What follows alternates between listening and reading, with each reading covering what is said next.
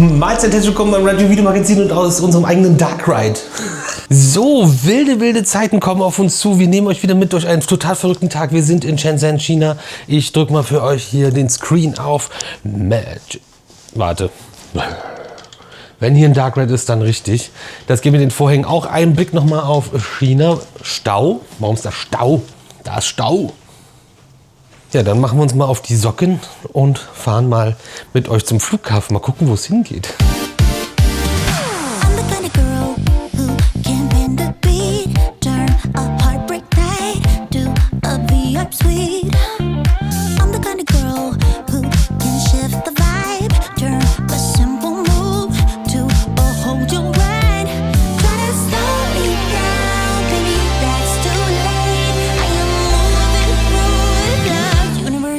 Premium rate.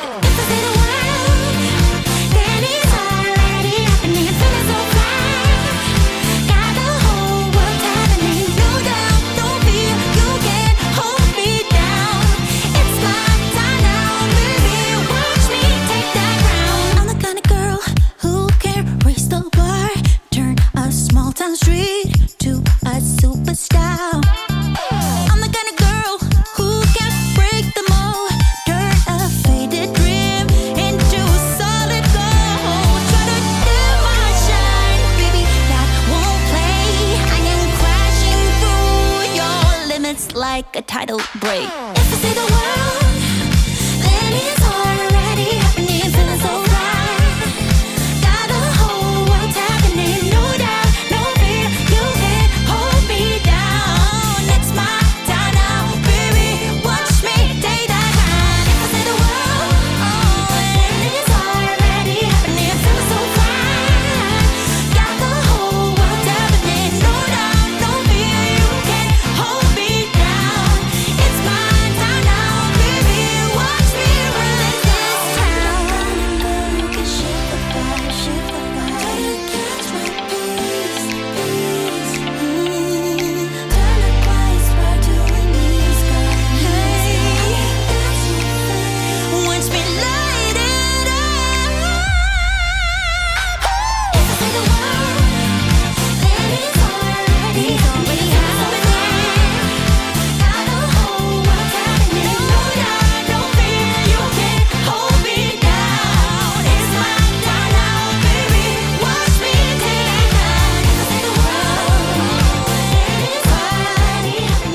Jo Leute, wir sind in Shenzhen am Flughafen angekommen und bevor man in das Flughafengebäude reinkommt, gibt es schon ein X-Ray, wo dein Gepäck durchläuft. Dann sind wir zum Schalter von Korean und haben da eingecheckt und haben unsere Boardingpässe bekommen. Wir konnten das vorher nicht machen, die Boardingpässe gab es erst am Schalter. Dann geht es weiter und das ganze Gepäck geht wieder durch einen X-Ray, bevor man seinen Ausreisestempel bekommt. Der Haiopai bei unserer Einreise hat die letzte Seite gestempelt. Dementsprechend suchen alle den ganzen Tag nach unserem Stempel. Dann habe ich auch gesagt, der ist ganz hinten und die ganz hinten. Dann kriegst du nochmal einen Ausreisestempel dazu und danach kommt erst der Flughafen-typische Security-Check, wo alles raus muss und jede Batterie einzeln, also selbst so ein kleines Akku für eine Kamera muss dann nochmal separat rausgenommen werden. Und jetzt sitzen wir hier, ich schneide die ganze Zeit am Legoland Malaysia Vlog, damit ihr den auch zeitnah seht. Gestern ist der Sightseeing-Tour Singapur Vlog online gegangen und ich war jetzt gerade noch mal kurz auf Klo und da kam mir eine Dame entgegen und sie, hey, fliegst du mit Korean? Ja. Nach Seoul? Ja. Wir würden gerne etwas von dir noch checken. Okay. Und dann ist sie mit hier hin, weil das hatte Uschi in ihren Unterlagen und unsere Passports und die Unterlagen wurden gecheckt. Und ich finde das ziemlich krass, dass du mich hier einfach so gefunden hast. Und die so, ja, wir haben ja bei der Security ein Foto von dir gemacht. Und dann weiß ich, wo du bist. Digga, es ist nochmal so ein Hardcore-Weckruf, Nachruf, whatever von China, wie krass Systeme hier funktionieren können.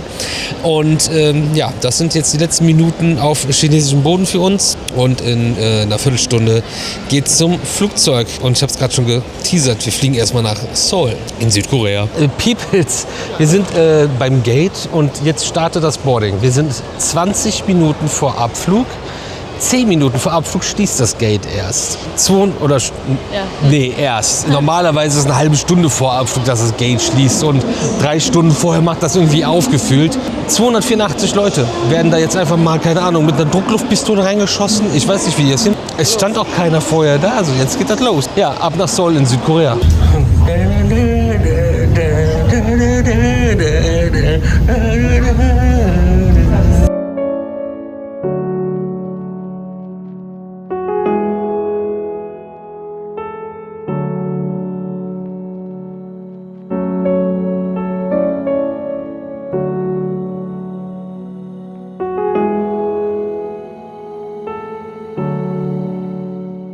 So, Peoples, wir sind schon im Flugzeug. Also wir haben erst mit dem Boarding angefangen, wenn es beendet werden sollte. Und für die Flugzeugnutzer unter euch, wir sind in einem A330-300 und das mit Korean. So, mal schauen, wie es wird. Wir fliegen jetzt 3 Stunden 50, glaube ich, irgendwie. Ist noch nichts angesagt. Ist wieder so ein Hightech-Monitor, der mehr Hitze abstrahlt, als dass er Bild liefert. Warum habe ich hier eigentlich, was ist denn hier schon wieder los? Oder wackelt das so sehr, dass das hier jemand... Ja, okay, cool.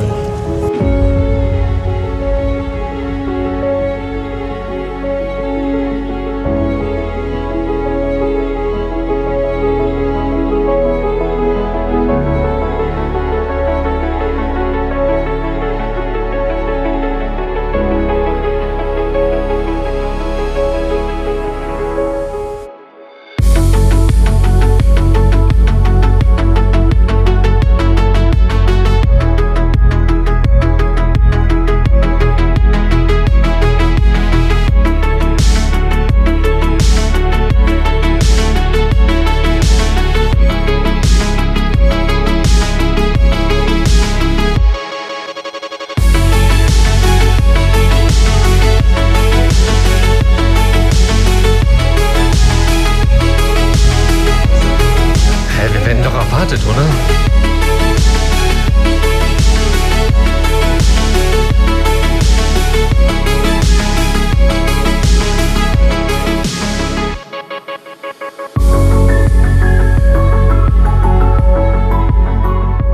So, Peoples, den ersten Flug haben wir hinter uns gebracht, haben jetzt 3 Stunden ungefähr Zeit zum Umsteigen und dann geht es weiter. Ich bin fast schon enttäuscht von dem einen oder anderen auf Instagram gemacht und haben am Gate auf das Korean-Logo gezoomt und damit gezeigt, ey Flughafen, diese Airline, es ist so einfach, hätte ich jetzt ein kleines Quiz nicht gemacht, dass wir nach Südkorea fliegen und Seoul jetzt noch machen und das damit irgendwie als Quiz machen. Wenn ihr wollt, dass wir auf dem Level Quizzes machen, kriegen wir das auch hin, aber es ist natürlich ein bisschen spannender und ein bisschen absurder und das werden wir heute hoffentlich dann auch noch erklären, warum wir das so rum gemacht haben.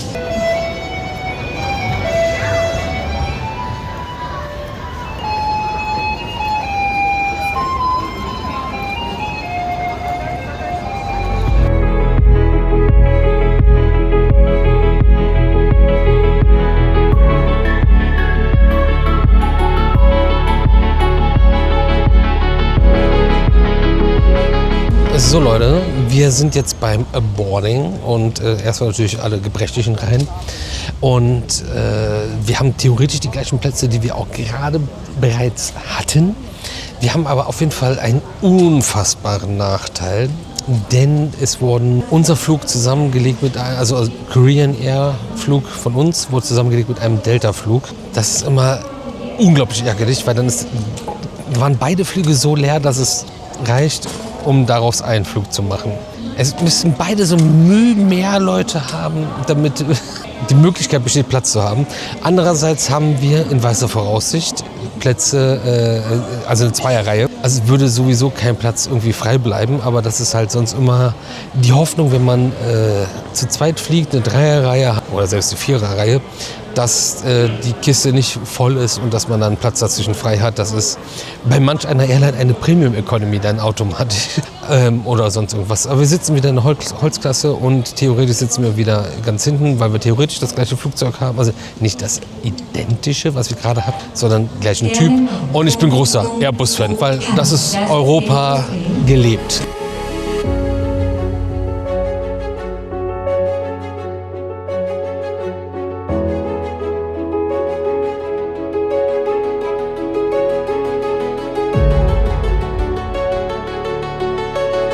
FSC, wer will das denn glauben?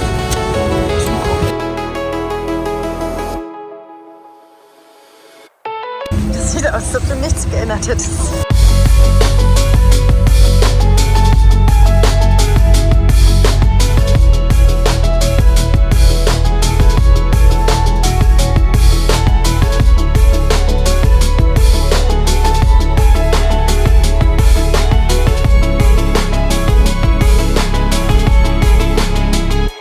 Auch in so einem voraussichtlich Freizeitpark- und Achterbahnfreien Video bleibt es nicht aus, hört nicht auf das, was ich sage. Natürlich sind wir nicht im gleichen Flugzeug. Wir sind in einer Boeing 777-300 und nicht in einem Airbus.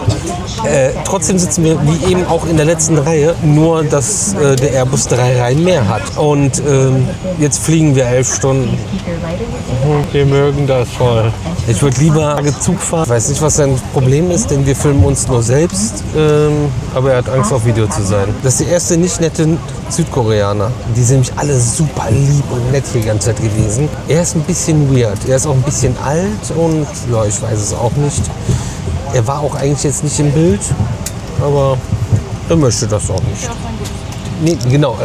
Wenn nicht, das ist ja auch richtig so.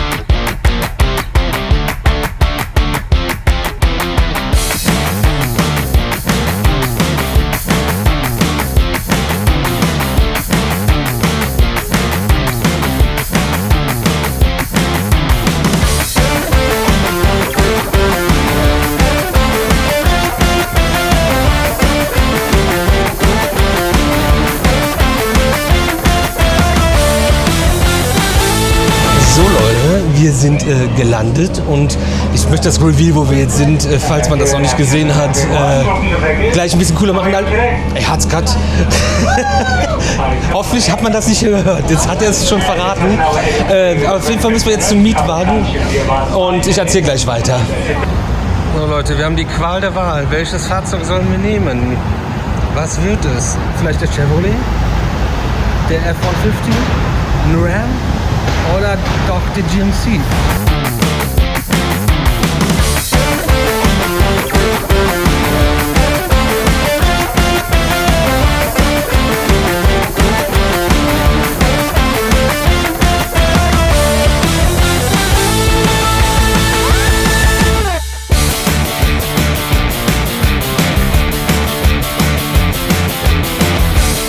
Welcome to the fabulous Las Vegas.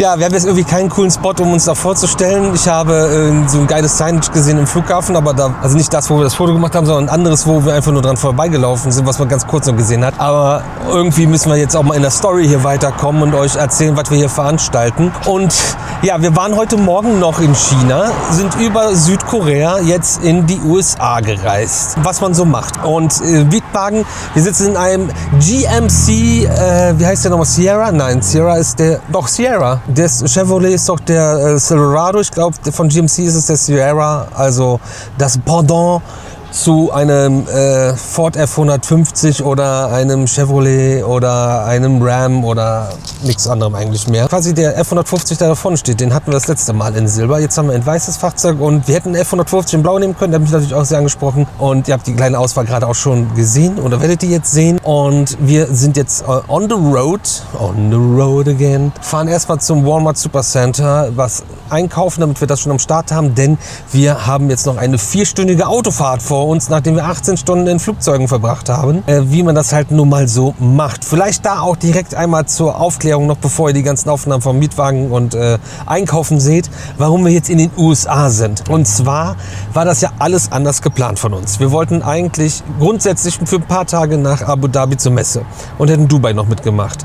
Dann ist das Ganze ein bisschen aus dem Ruder gelaufen, dass wir noch Katar mit eingeplant haben und so. Das ist eigentlich auch nichts Wildes. Das war auch noch dabei, das passt auch noch alles. Und dann war es aber so, dass die IAPA sich gedacht hat, wir sind voll schlau. Wir machen das so, dass die Messe in den Osterferien ist. Und irgendwie an Karfreitag wäre sie geendet, glaube ich, wenn ich das richtig auf dem Schirm habe. Und da waren einfach in diesem Zeitraum die Flüge extrem teuer. Auch, wir wollten jetzt nicht direkt in die Ferien, sondern wir haben gesagt, okay, dann stretchen wir das Ganze. Ein bisschen vor, ein bisschen nach.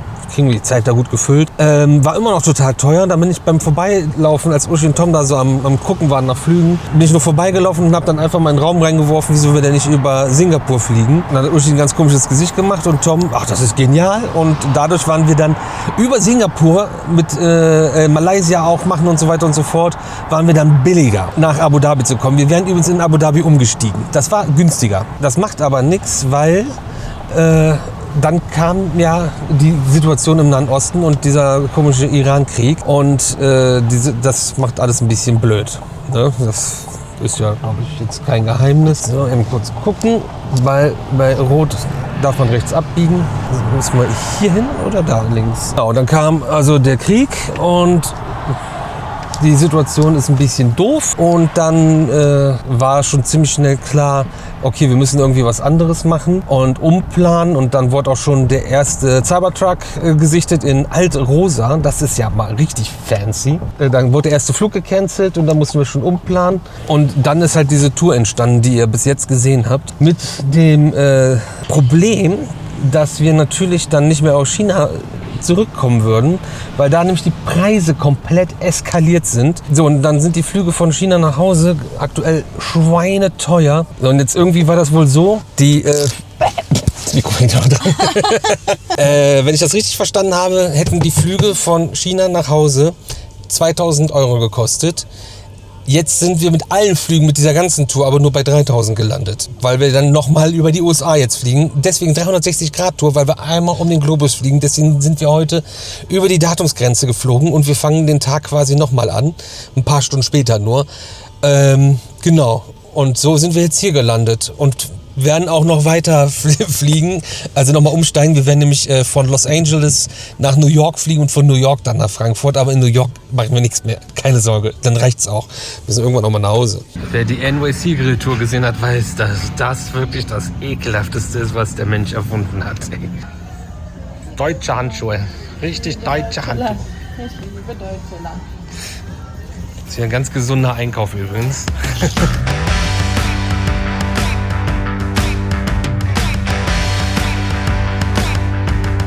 Hallo Kühe.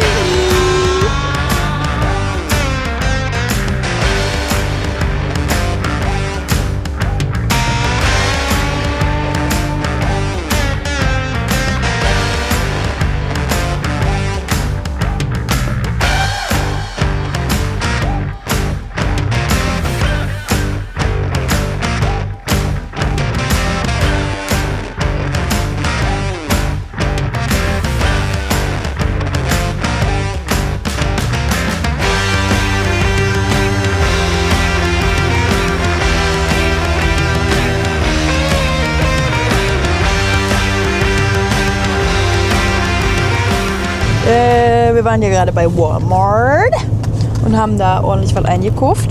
Und ich habe mir ein Snackpaket gekauft mit SpongeBob drauf. Und da sind Schokobrezeln drin, so Käse-Snacks und Apfel. Lecker! Kaum begast. Sieht auch aus wie Ananas schon. Das ist ganz cool. Wer wohnt in der Ananas? Ganz tief im Meer. Guten! So, wenn wir jetzt unterwegs sind, erstmal gibt es hier einen Celsius, damit keiner mehr irgendwann schläft. Also, wenn man gerade kein Holy zur Hand ist, tut's das auch, aber richtig. Wir fahren jetzt aus Las Vegas weg. Wir fahren ja 4 Stunden, habe ich ja schon gesagt. Wir haben auch abgewogen und überlegt, sollen wir Vegas noch machen, aber dann mit einem Hotel, wo du parken kannst, ist das eine. Dann haben wir überlegt, den Adventure Dome zu machen. Das ist ein Indoor-Freizeitpark, der uns noch fehlt. Wir sind ja in New York, in dem Hotel die Achterbahn bereits gefahren. Wäre jetzt auch nochmal okay gewesen, die zu fahren, weil die, glaube ich, Retracking hat und neue Züge. Aber Adventure Dome, da steht halt eine olle alte Arrow-Achterbahn mit Double Corkscrew, glaube ich, oder so. Oder Loop Double Corkscrew. Das fährt sich jetzt nicht so nice. Und ein SNS El Loco. Die Dinger, die so ein bisschen übersteil auf kleinem Footprint unterwegs sind. Und der Park kostet pro Person $60 Eintritt. Und wir haben jetzt nach dem Einkaufen bereits dann schon 19 Uhr gehabt, was auch das nicht besser macht. Und wir noch ein bisschen mehr was machen wollen. Und wir sind halt, weil es mit den Flügen nicht anders gepasst hat, in Las Vegas gelandet. Und dann haben wir uns halt jetzt gegen Adventure Dome entschieden und irgendwie großartig Las Vegas zu machen. Das hatten wir halt auch gar nicht mit eingeplant. Ist jetzt auch irgendwie... Wenn man es einmal gesehen hat, finde ich es jetzt auch nicht mehr so spannend. Jetzt haben wir von Weitem den Strip nochmal gesehen. Das ist cool. That's it. Und dann machen wir lieber ein paar andere Sachen, die spannender sind. Wir mussten da auch immer wieder hin und her planen, weil wir so noch vor der richtig krassen Saison sind. Die haben teilweise die Parks unter der Woche zu, mussten alles 3-mal drehen bei der Planung. Und USA war so gar nicht auf dem Zettel für diesen Trip. Und das alles spielt jetzt irgendwie zusammen und führt dazu, dass wir dann jetzt... in einer Minute ist die Polizei irgendwo. Aber da die sind nicht. Hat es gerade geblitzt da hinten? Also so Gewitterblitz, nicht Blitzblitz. Die blitzen hier nicht, die lasern. Ja, da ist die Polizei, aber die ist auf der anderen Seite und kontrolliert da jemanden. Das sieht nämlich denen aus, als ob es da irgendwie regnet und dann Blitz macht dann auch noch Sinn. Und wir fahren jetzt nach Anaheim auf jeden Fall. Da haben wir nämlich unser Hotel. Auch ein Grund, jetzt einkaufen gewesen zu sein. Weil haben wir dann alles. Wir haben für 4 Stunden Fahrt auch was. Und morgen und übermorgen werden wir wahrscheinlich gar nicht das Auto benutzen, theoretisch. Und das alles mal grob zur Erklärung, weil manche in den Kommentaren immer schreiben, dass wir doof wären. Das hat ja alles schon irgendwie seinen Sinn. Diese Tour ist auch komplett ohne große Erklärungen, was wir sonst immer machen, weil diese ganzen Basics mit Steckdosen, dies, das, also erstmal haben wir das ja schon super oft gemacht und irgendwie waren wir da jetzt nicht so drauf vorbereitet, dass man das so souverän irgendwie weitergeben kann, wie man es sollte in einem Video, habe ich so für mich gedacht. Hat natürlich schon dazu geführt, dass im zweiten Video jetzt schon uns empfohlen wurde, dass wir eine eSIM uns holen sollten, was wir in allen Videos schon immer gemacht haben. Wir hatten auch eine für Asien, die war für Singapur, Malaysia, China und Südkorea. Ich glaube sogar noch mehr, aber da hat noch viel mehr, aber da hat sie überall jetzt funktioniert, ohne was umzustellen. Wir haben die Länder die ganze Zeit gewechselt, das war 1A. Es gab aber keine, wo auch noch die USA mit drin waren, beziehungsweise gab es das schon, aber dann immer ohne China. Und deswegen haben wir jetzt eine weitere neue für die USA, wo es beim Aktivieren bei Uschi wieder ratzfatz ging. Bei mir waren wieder nur Probleme. Und ja, ich habe jetzt auch noch was hier, und zwar auch so eine Lunchbox mit Crackern, Salami und Käse. Und da kommt ein Flugzeug auf uns zu. Und da läuft jemand auf dem Standstreifen rum. Oh Gott. Das ist nicht so gut, Bruder. Es ist... Ja, genau, voll stürmisch. Wir haben auch eine sehr spektakuläre Landung gehabt. Und der Landeanflug war auch ziemlich wild. Die 11 Stunden gingen erst gar nicht rum, dann ging es ganz okay rum. Das haben wir ganz okay geschafft. Ein bisschen gelesen, ein bisschen geschlafen. Uschi hat sich was vorher runtergeladen und auf dem Tablet geguckt.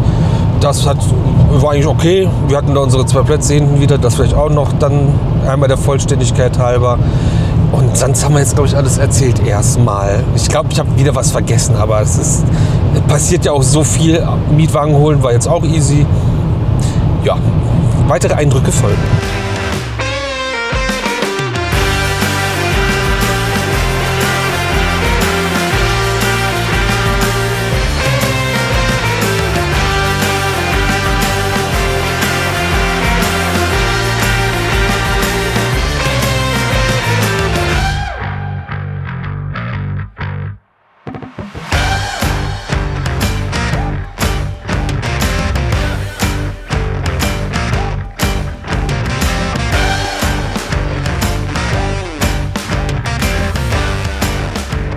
So, kleiner schneller Pipi-Stopp für die Uschi und dann fahren wir nochmal 2,5 Stunden weiter. Ja, Sierra fährt gut, macht Spaß und leider halt dunkel, dass man nicht viel sieht und zeigen kann. Aber Sterne, Digga. Und jetzt hier an der Tankstelle ist ein bisschen sehr hell, aber wenn man mal ein bisschen seitlich rausguckt, richtig cool, ey. Schön.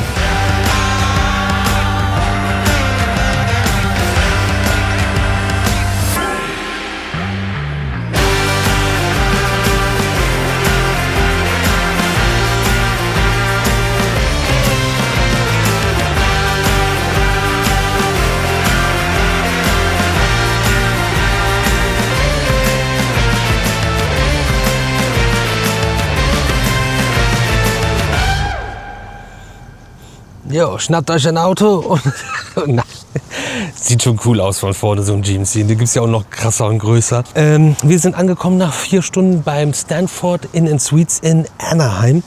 Haben hier geparkt, haben unseren Parkausweis auch drin. Guck, weißt du, wie hoch das auch ist? Den noch ein bisschen liften. Und dann zeigen wir euch unser Zimmer für 3 Nächte.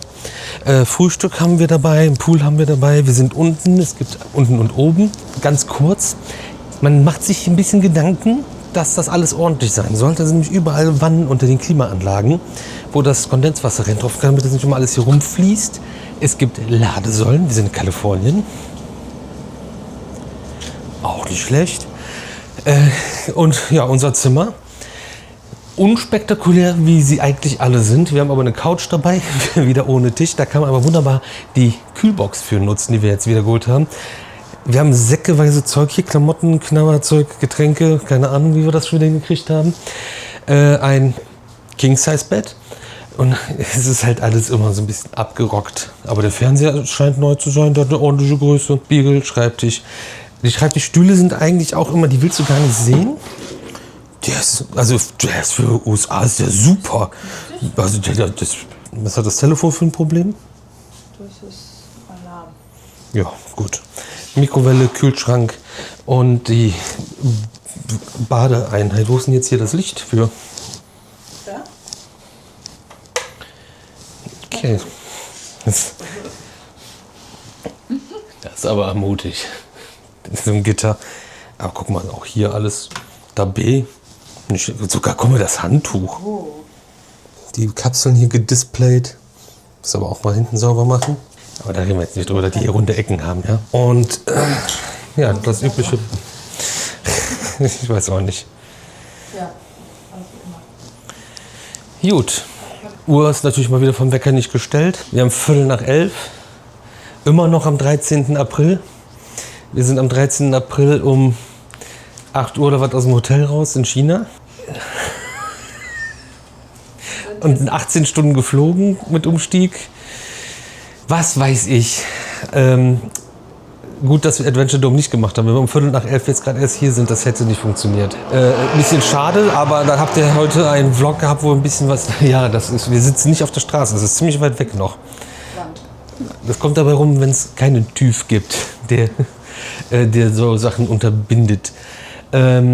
Ja, wir haben, glaube ich, viel erzählt und erklärt und vor allem wisst ihr jetzt, warum die 360-Grad-Tour heißt und warum wir was wie machen, weil wir keine Wahl hatten, weil überall Krieg ist und wir kein Geld haben. Ja, sonst hätte man ja für viel Geld einfach nach Hause fliegen können. Jetzt sind wir wieder hierhin geflogen und fliegen weiter rum. Was auch irgendwie cool ist und wir wollten schon lange nach Kalifornien zurück und sind ein bisschen zu früh vielleicht für das eine oder andere, aber trotzdem werden wir, glaube ich, eine gute Zeit haben. Haben euch jetzt hier ein bisschen abgeholt, aber vielleicht ist das auch der richtige Moment, eure Fragen zu stellen, wenn ihr irgendwelche habt, dass wir da nochmal irgendwie drauf eingehen in den Kommentaren. Ansonsten war es das, glaube ich, für heute, weil bei uns passiert nicht mehr viel. Es wird morgen nämlich ein ziemlich langer anstrengender Tag. Das kann ich schon mal versprechen. Deswegen guckt ihr auch wieder rein. Ich weiß nicht wann, aber jeden Tag 18 Uhr gibt es ein neues Video. Ja, sollen wir da einmal noch kurz... Also, um das noch mal kurz zusammenzufassen. Es ist viel zu tief hier. Wir sind von hier so geflogen. Warte, wir sind dann hier. Genau, hier sind wir doch irgendwie lang. Hä? Das ist eine komische Karte. Um hier hinzukommen. Erst sind hier umgestiegen, dann sind wir doch hier hin. Dann sind wir irgendwie hier, so, weg. Und jetzt sind wir hier wieder hingekommen. Das ist auch für die USA ist das übrigens komisch, weil die machen doch eigentlich Nord- und Südamerika in die Mitte auf ihren Karten.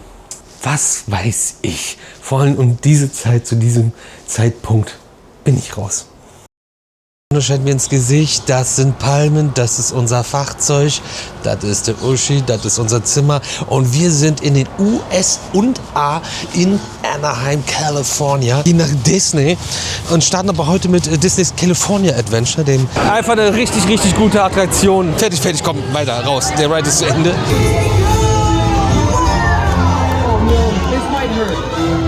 Jo, wie krass ist das bitte? Nee, danke, bau doch einfach einen geilen Ride. Hä? In Disneys California Adventure.